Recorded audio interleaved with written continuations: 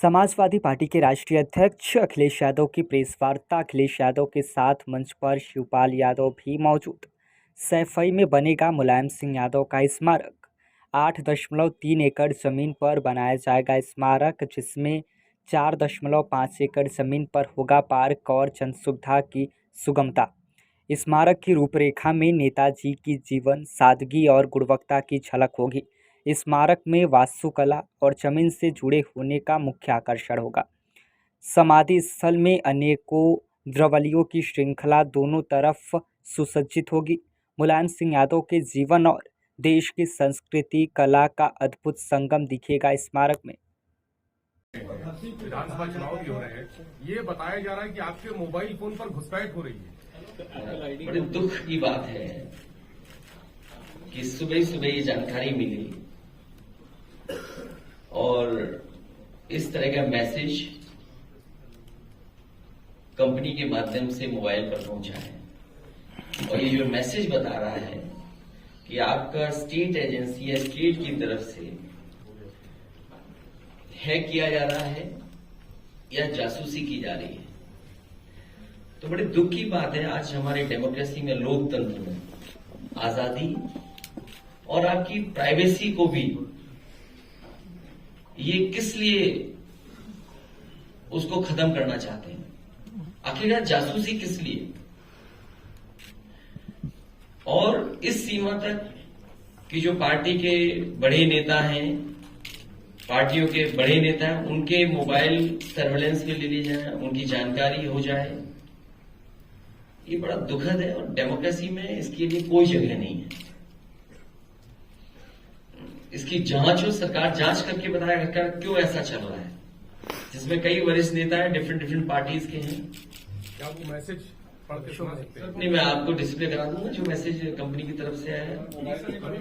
नहीं, मैं तो नहीं दिखाऊंगा मोबाइल, आप देख लेना, किसी और की कंपनी देख लेना। आज हमारे लिए महत्वपूर्ण नेताजी का मेमोरियल है। ये तो अचानक बात आ गई, इसलिए मैं बात कर रहा हूं। और देखिए, जासूसी क्या होगा किसी की जानकारी हासिल करके, जब जनता ही आपके खिलाफ है। और ये जो पीडीए यात्रा या पदयात्रा हुई, अभिषेक और उनके संगठन के लोगों ने जिस तरीके से पूरा कार्यक्रम चलाया है और पार्टी के संगठन ने साथ दिया है, 5000 किलोमीटर से ज्यादा ही लोग चल चुके हैं, साइकिल से और पैदल। और अभी उन्हें लंबी दूरी जाना है। नेताजी के कार्यक्रम 22 को, उससे पहले ये सैफई पहुंचेंगे और उसके बाद ये लोग लगातार बूथ स्तर पर काम करेंगे।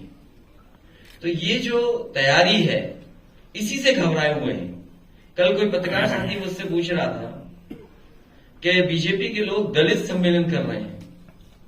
ये बीजेपी के वही लोग हैं जो लोगों को मिलने से पहले उन्हें साबुन से नहलाते हैं, साफ सुथरे होकर के आए, टूथपेस्ट करके आए, तब मुलाकात होगी।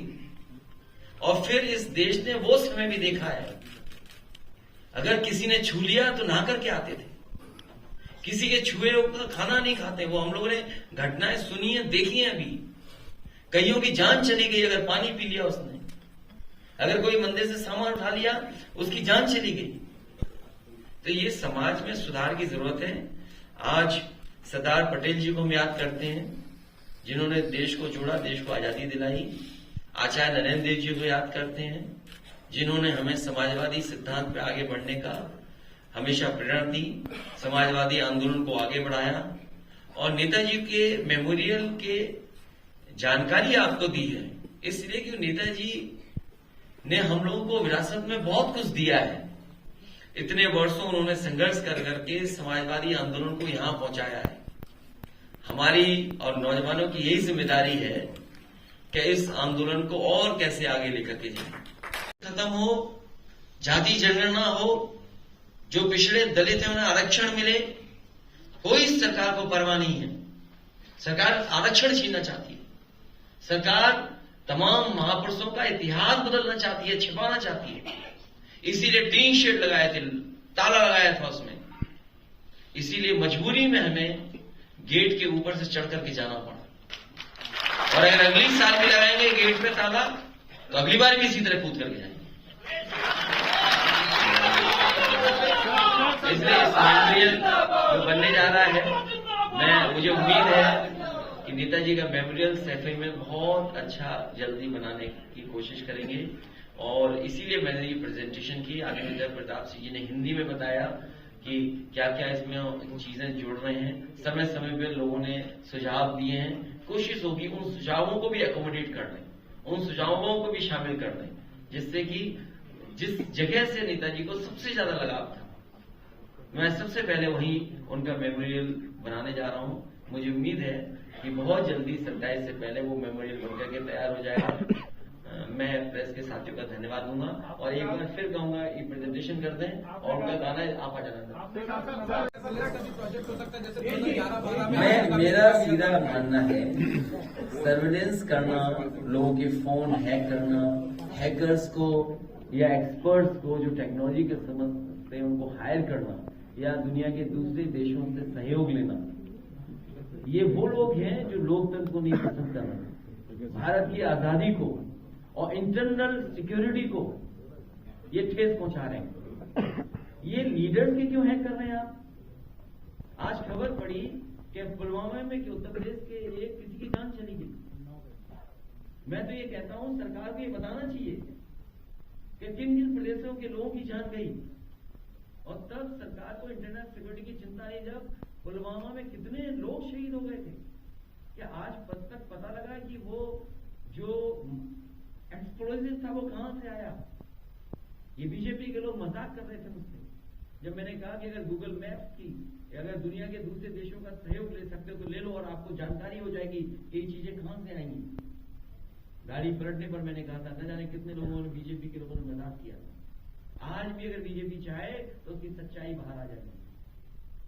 तो लोगों की जान जा रही है।